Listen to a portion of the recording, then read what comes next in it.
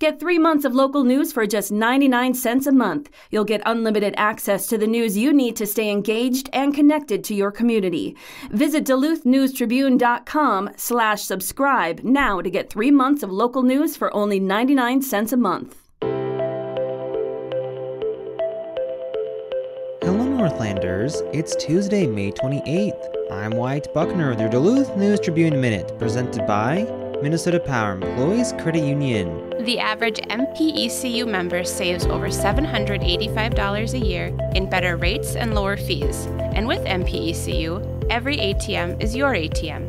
With their free checking program, you get ATM fee reimbursements at any ATM anywhere in the U.S. Check out Minnesota Power Employees Credit Union services online at mpecu.com or visit their offices in downtown Duluth, Arrowhead Road, or Miller Trunk Highway. Now here's today's headlines. Authorities have released the name of an 81-year-old man assaulted in the restroom of Mount Royal Market last week. In a news release Sunday, the Duluth Police Department identified the man as Bradley French and noted that his condition was unknown. Police responded to a call at the supermarket on Woodland Avenue just before 9 a.m. Friday and found French in the restroom with, quote, significant head injuries, end quote. He was transported to a local hospital, police said Friday. The suspect, a 43-year-old man, fled on foot. He was found near Wallace Avenue and East 7th Street and was arrested without incident, police said. He is being held at the St. Louis County Jail under pending charges of attempted first-degree murder. The News Tribune generally does not identify suspects until they have been formally charged with the crime.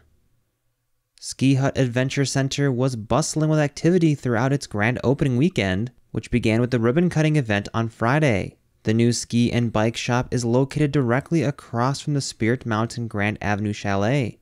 Hours are 10 a.m. to 6 p.m. on Saturdays through Mondays, and until 7 p.m. through Fridays. According to General Manager Logan Nelson, the Adventure Center aims to provide patrons with an elevated experience of Duluth's outdoor recreational opportunities within close proximity to the trails and slopes. Ski Hut first opened in 1955. The flagship store, Ski Hut East at 1032 East 4th Street, offers more room for backstop items, while the new Grand Avenue location is focused on bike rentals, bike service, and retail until winter. The Spirit Valley location closed in 2020 due to difficulties stocking enough inventory for both stores. With the new Grand Avenue shop already under construction, the company decided to end its lease for the empty Spirit Valley location. The estimated 4,500 square foot space occupied by the Adventure Center features an open layout with 3 service kiosks. The shop is operated by a team of 8. It offers various bike gear, clothing, shoes, sunglasses, accessories, and equipment. Types of rentals offered at the shop include fat tire bikes, e-bikes, full suspension mountain bikes, electric mountain bikes, kids bikes, and hybrid bikes, as well as skis, snowshoes, and snowboards in the winter. Pending the installation of nearby kayak launches, the Adventure Center may also get into renting out paddle sports equipment in the future. On the opposite end of the building, Burnett Dairy Cheese Store is anticipated to open by late summer, Ski Hut General Manager Logan Nelson said. Burnett Dairy Cooperative is based near Grantsburg, Wisconsin. Its cheese products are sold wholesale, online, and at 2 Wisconsin locations. The new Duluth Cheese Store is roughly 6,000 square feet and will feature seating in a small cafe area. It will also include a liquor store.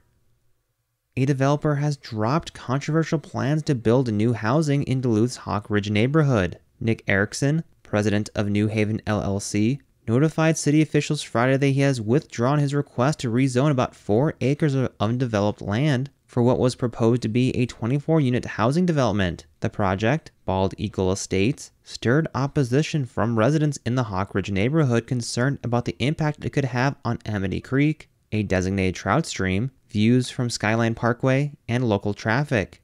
Cheryl Fosdick, an architect and principal partner of CF Design Ltd., who has worked with Erickson, expressed disappointment that the cottage home project will not move forward. She said the smaller 900 to 1,200 square foot homes proposed are about half the size of typical houses and promise to share parking and other amenities to minimize impervious surfaces and runoff. In part, plans for Bald Eagle Estates may have been ahead of its time, she suggested. An ordinance to rezone property was slated to go to the Duluth City Council for consideration tonight. For his part, Erickson said he likely will sell off the lots he owns to be developed by someone else under the existing zoning. Although Erickson, a resident of Mukilteo, Washington, has been cast as an outsider by many opponents of his project, he grew up in Duluth and graduated from Central High School before moving away to pursue a career as a developer on the West Coast. Erickson said he had hoped to retire in Duluth, living with his wife in one of the proposed Bald Eagle Estates homes. He acknowledged Friday that with about $200,000 into his aborted project, he no longer knows what the future now will hold.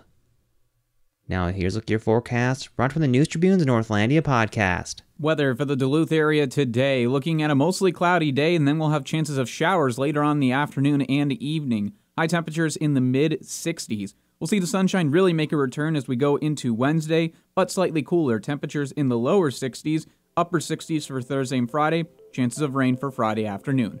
I'm Storm Tracker meteorologist Robert Pointer. Thank you to the Northlandia podcast for their support. The bi-weekly podcast explores curious and unique stories here in the Northland. The latest episode looks at how a Grand Marais coffee shop connects the community with weather reports. You can find that episode and others at DuluthNewsTribune.com or wherever you also get this podcast. Reporting for today's episode was done by Barrett Chase, Brielle Bredston, and Peter Passy.